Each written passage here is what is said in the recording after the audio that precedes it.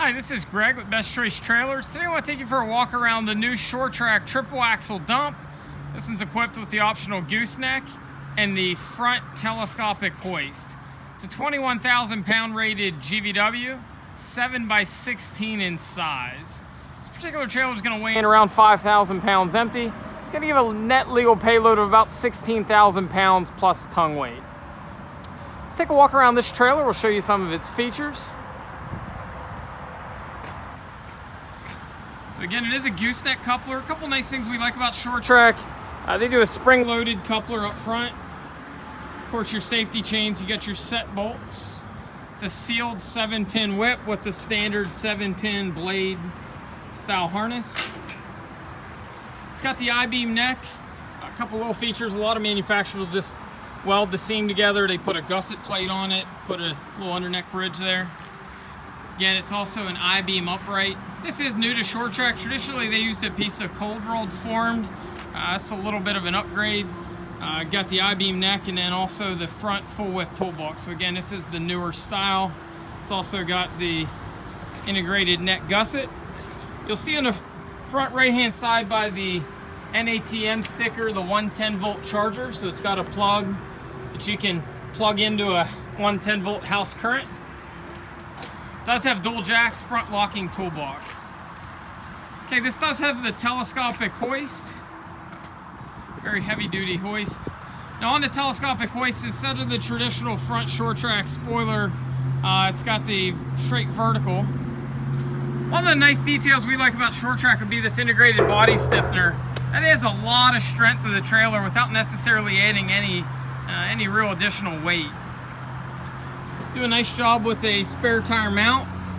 We like how they do little details such as you got 4B to weld on this.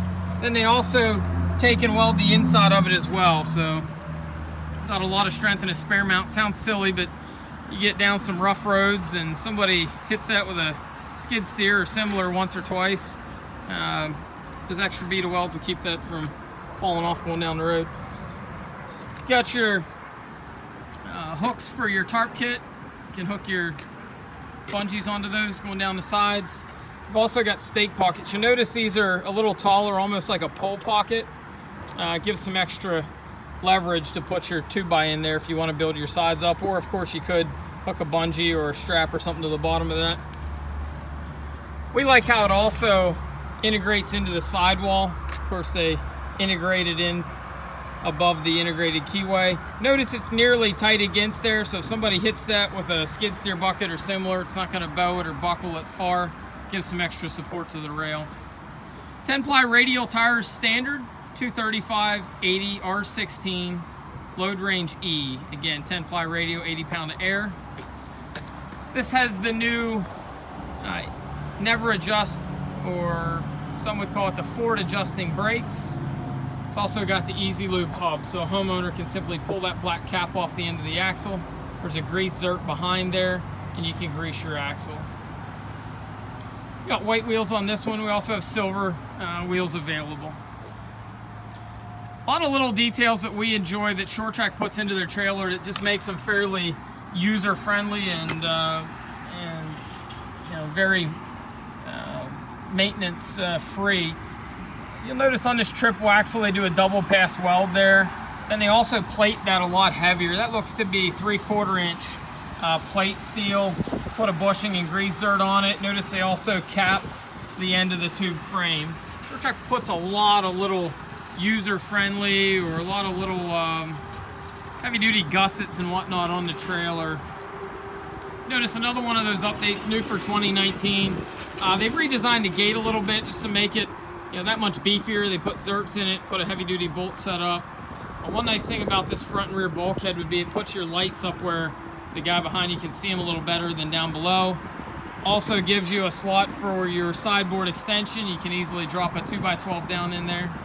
Also gives you a spot up front. We didn't take a look where the tarp would mount into that front bulkhead.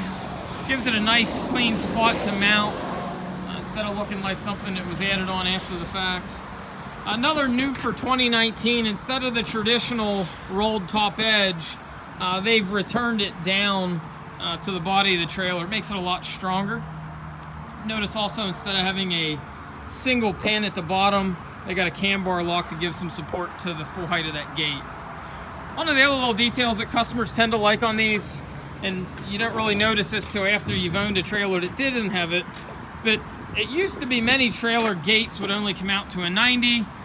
Customer would be on that side, you pick it up, and that gate ends up tripoding on a load of stone and twist your gate hinges off.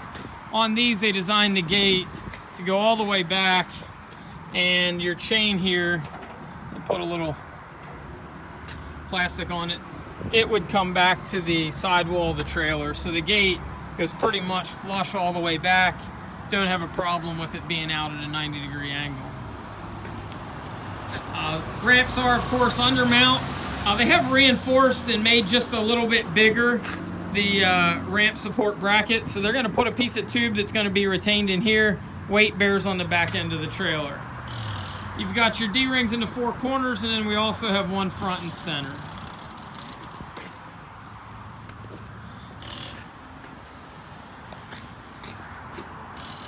Again, this particular triple axle, SureTrac just started offering triple axles.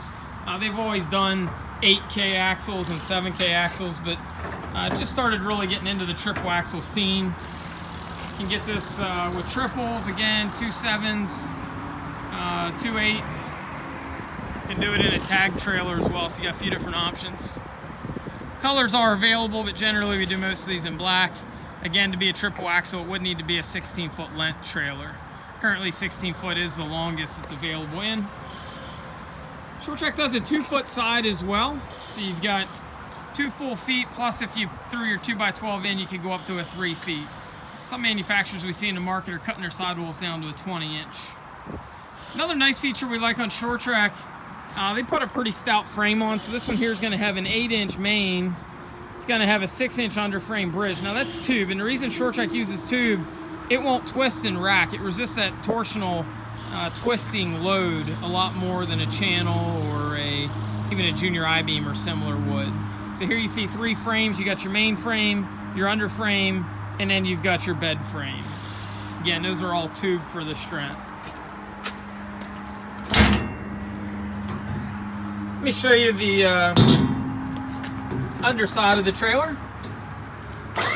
First of all, you've got a Deca Deep Cycle Marine battery. It's a Group 24. It's a high capacity Group 24. They put a standard 110 volt charger on the trailer.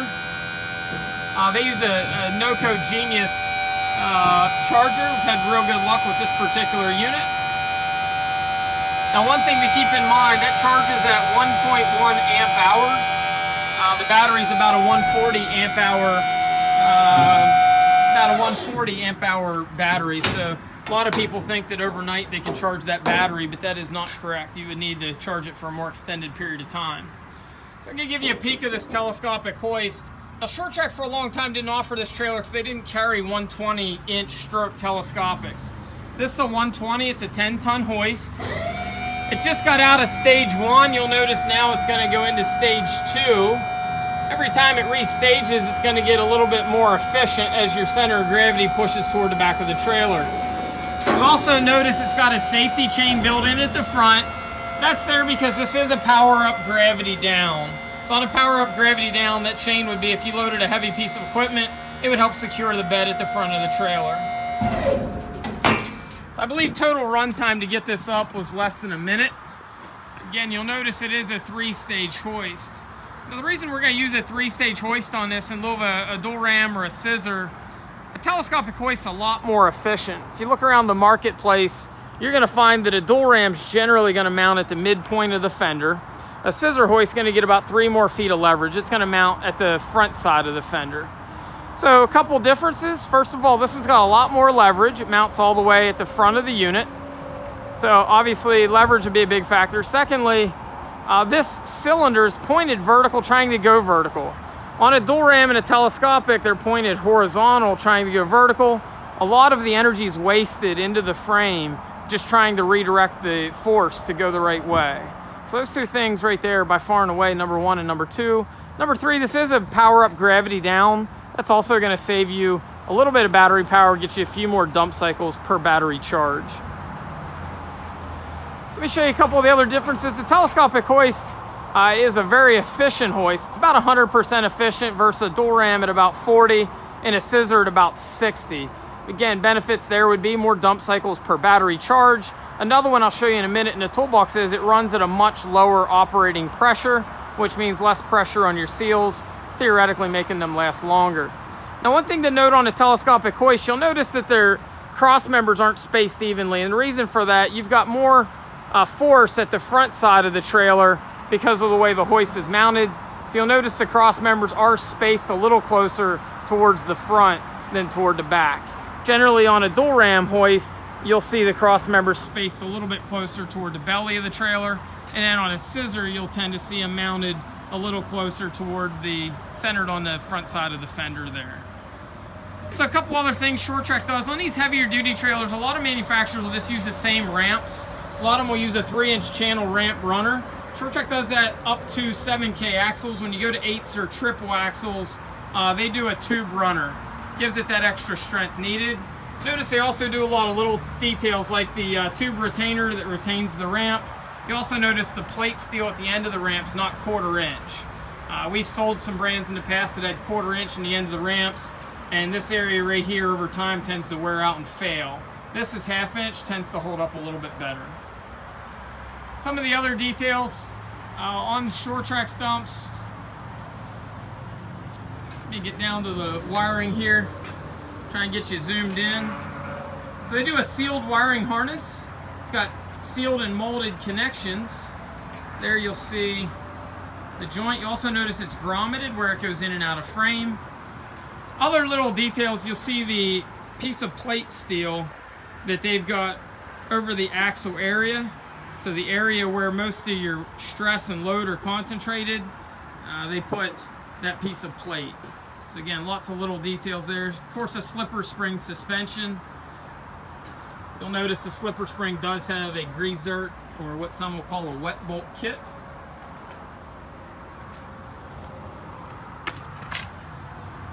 You also notice that the crossbar at the back of the trailer goes right behind the spring hanger, again, where you've got that high stress area. They've changed the side steps a little bit. Instead of being flat with some expanded mesh, they've done some punch plate on them, nice design. Of course, you've got the underbody tool tray. Again, all the wiring on these is grommeted in and out of frame. You've got some guide runners for your bed. They do dual 12K jacks. They are bolt-on jacks, so if you were to mess it up, fairly easy to replace. A lot of manufacturers are powder coated. The prep on these is a bit different than most manufacturers. Certainly one of the key details to having a good powder coat. These guys, again, they're set up a lot different than most of the other manufacturers we've carried and still do carry. They store all their steel inside, where a lot of the steel at most plants sits outside. It gets Conestoga wagoned or tarped to the plant.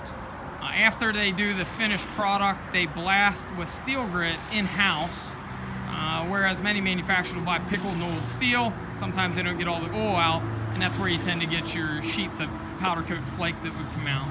So the fact that these guys are able to do a lot of their steel prep and powder in-house, to me, creates a much better finished product. So after they blast with their steel grit, not sand, these guys are also going to do a phosphate wash.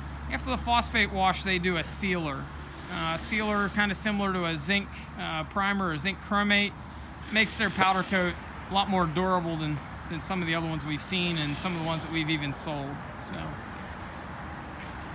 again, that's our walk around for this. Again, it's a 7x16 21K. Gonna weigh in a little over 5,000 pounds. Getting a net about 16,000 pound of payload plus some tongue weight. If you have any questions on this or any of our other trailers, feel free to give us a ring, 717-220-4220, or you can always visit us on the web at bestchoicetrailers.com.